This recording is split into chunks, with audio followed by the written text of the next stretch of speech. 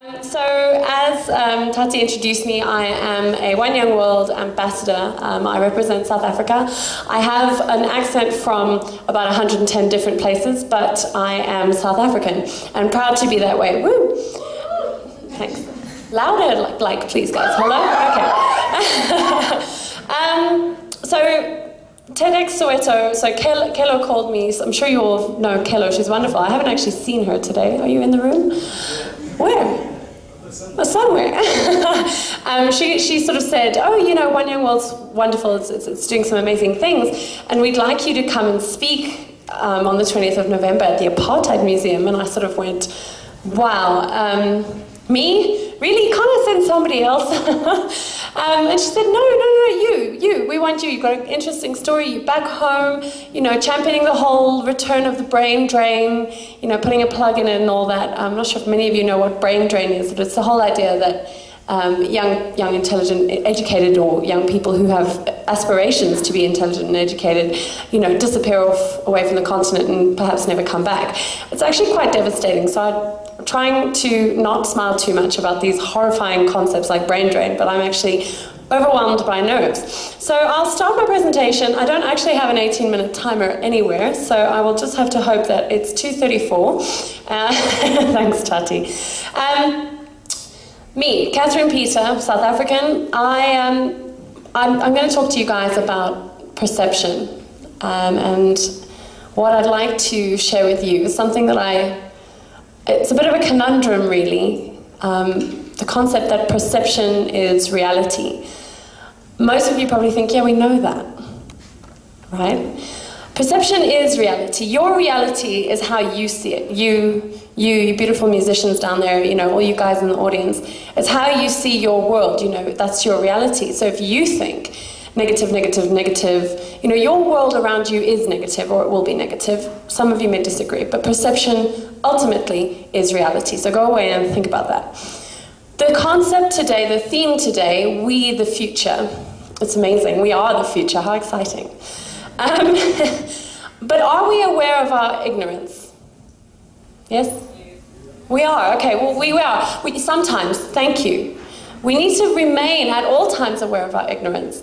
And I have this great friend, and his name is Alex, and he phoned me the other day and he said, you know, I've been doing all sorts of amazing things, but I have to keep reminding myself, actually, I'm pretty damn ignorant. Okay? And that's not a bad thing. It means that you constantly have to look for new information, constantly have to change your perception, constantly have to look at what's around you and how you can look differently at the new day that comes your way, you know, every dawn. I'm being invited to speak with you all here. I panicked, like I'm panicking now, or trying not to. The quote on the flyer, which some of you might have forgotten, is that we speakers, South Africa's most inspired, talented, and visionary young thinkers and doers. So forgive me for panicking. And I thought, what an opportunity to share my convictions, my observations, but who cares, who am I? And I went back to the conversation I had with Kelo. You know, One Young World has brought me home. Getting involved with a movement of amazing young people doing things, really doing things at home, you know, has just made me think, okay, I am South African and I can be at home. I don't have to live in England or Ireland or wherever. So let me start with my story, and I'll go very quickly because I've now got 16 minutes. I started in Johannesburg. I was born here in Johannesburg at the Marymount Hospital. I grew up, somebody else was born at the Marymount Hospital, it seems. I grew up here in Parktown North and in Kempton Park. So you've got Parktown North and you've got Kempton Park. And to South Africans, to people from Johannesburg, there's, you know, a lot of differences between Parktown North and Kempton Park. I love both because, you know, I grew up there. But moving on, when I was about 8, I didn't realize what was going on around me. You know, I was growing up in a very isolated world, and as South Africans, we are isolated geographically, you know, emotionally, intellectually, we are isolated because of our history, and that's what makes the time we're living in so phenomenal. But when I was about 8, I had to start, you know, I started making friends at school. All of a sudden, my school, there were things going on, things changing. And all of a sudden, I had this awesome friend, and her name was Fortunate. And I had another awesome friend, and her name was Happy. And I just thought, these girls have got these cool names, and I was so young and so naive, and I didn't realize how beautiful this time, the 90s, the early 90s, you know, my school was integrating. I didn't know. I just thought, you know, I've got these amazing friends, you know, who speak different languages, and, you know, I was just 8. Who knows what when they're 8, right? Right? Yeah. So I was really lucky, I think, to not have had to realize what my country had to come through for me to have my wonderful friend named Fortunate, you know? I don't keep in touch with her to this day, but please, if she's out there, get in touch. Anyway, when South Africa won the rugby in '95, I was sort of out walking the dog. Please laugh. It's not funny, I know. My life changed and I didn't even know it. I was out walking the dog. We won the rugby. It was like, woo! And then all of a sudden, again, more changes around me. People were just so positive. You know, I was only little. I didn't know. Like, I had no idea I was 10 or 11. You know, and I just thought, this is awesome. All I knew was that we'd won the rugby, and we had that awful album of Leon Schuster's where everyone was singing He Got Me Boca. You know, like, that was a cool album, but it was pretty awful, right? So... So anyway, then, you know, something happened with my family, we had a break-in. 6 weeks later, I'm living in Ireland. Okay, Ireland, like, cold place, leprechauns and all that, right? I never saw a leprechaun, but you know, that's what I thought of when I heard of Ireland. I mean, most people didn't even know that Ireland existed. My family, we moved to Ireland, you know, I was the weird, white, African girl, but why wasn't I black? No, seriously. No, I lived in the middle of nowhere, and everybody was completely astounded that I could be from Africa and be white. I had no idea, again, what kind of world I was living in. And then there were all sorts of other things. I mean, what I'm getting is that there's social issues wherever you go, okay? Think about the people living in the middle of nowhere in my granny's village in Ireland, you know, in a school with like one room for the big kids and one room for the small kids, you know, and that was where I was living. So, you know, I went to Ireland and encountered all sorts of different kinds of ignorance and different kinds of perceptions. And then my family uprooted and we went to England. I'm not sure really why. I know my dad had a job that, you know, took him all over the place. And we were lucky because we had a beautiful house and we, you know, we had food on our table and whatnot. Went to England, and there I was, you know, again, the very strange one that was very confused and from Africa, but Irish with an Irish accent, but not black. So actually, where is she from? I didn't really have many friends, okay? So then I went from England to the USA, and I lived in Miami, okay? And I was convinced, because now I was very much English and 14 and I'm 15, I was convinced that Americans were just so full of it. And I'm sorry all my American friends who happen to maybe see this, but I really was.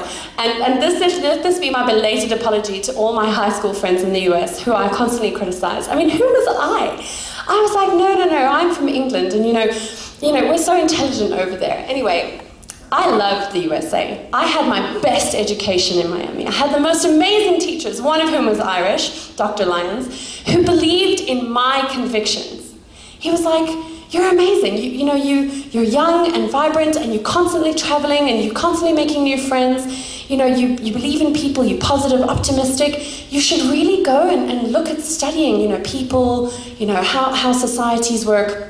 And I just was like, oh, okay, fine. So then, a couple of years later, to cut the story short, I ended up going to university in the UK. Hopefully not because I thought the UK was better than the USA, but I did. I went back to Leeds, and ironically, just as an aside, when I was in Leeds, I started learning Spanish. Now, that was because I thought, oh damn, I missed the boat. I lived in Miami for 5 years and I didn't learn Spanish. What's going on here?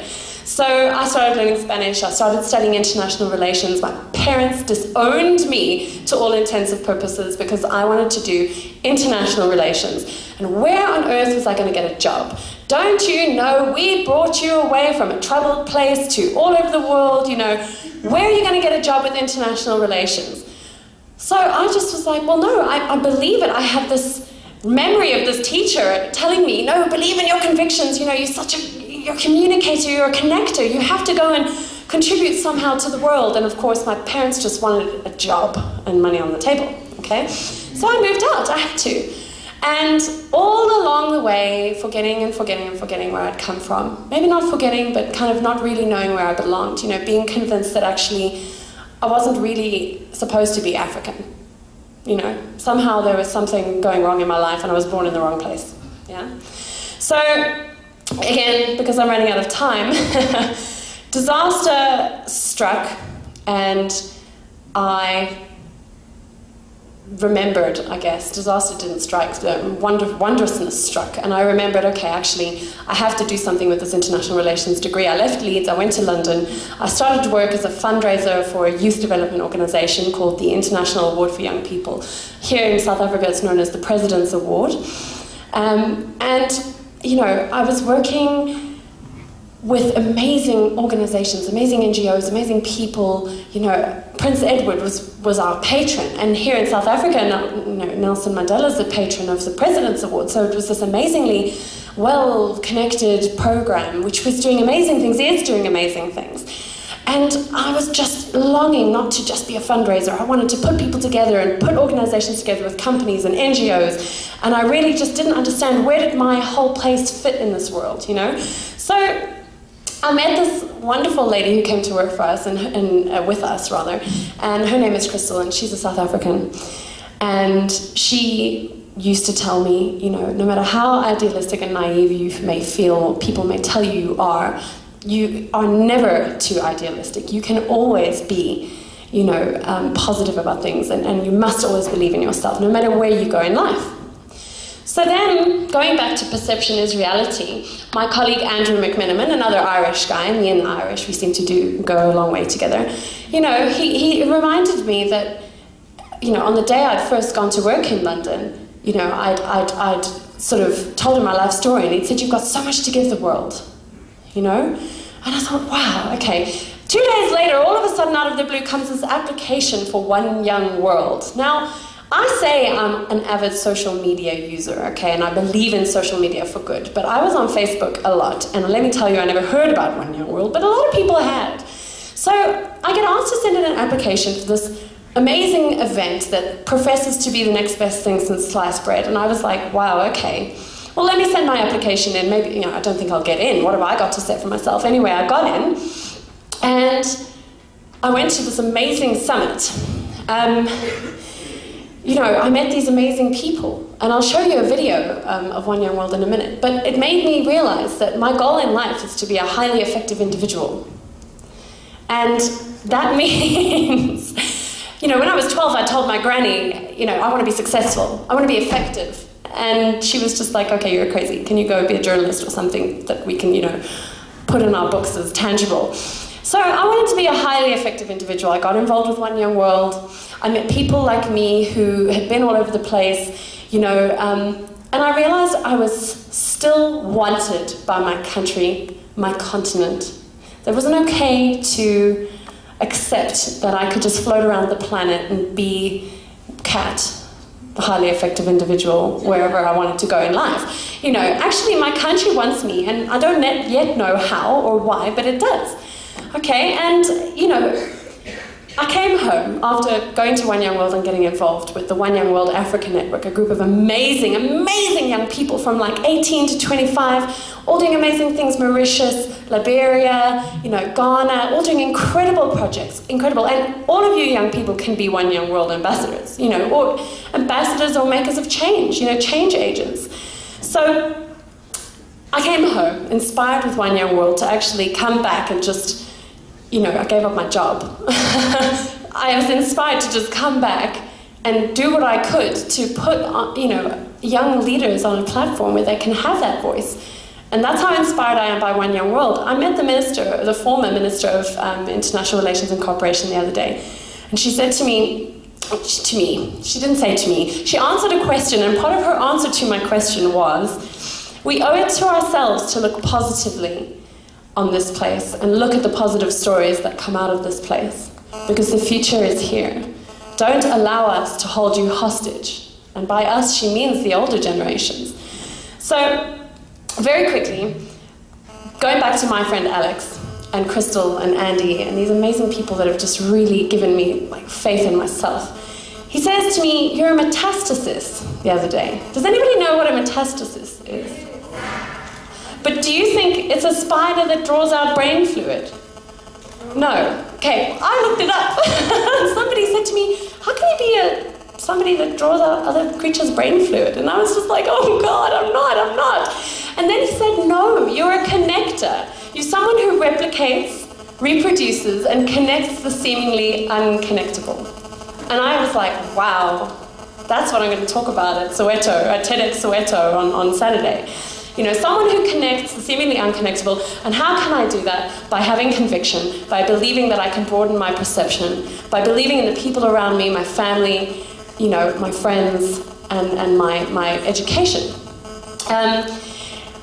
And I'll just skip through the rest, but ultimately you need to be aware of your ignorance, you know, and not fall into the trap that, you know, the human species is a succession of missed opportunities. I mean, if you look at it, we are a succession of so many missed opportunities in history, you know. We can work together. We can rise to that challenge, you know, to work together across borders, across generations. We can. We just have to make sure that we are responsible for ourselves, responsible for being naive and idealistic, responsible for being passionate, responsible for broadening our perceptions.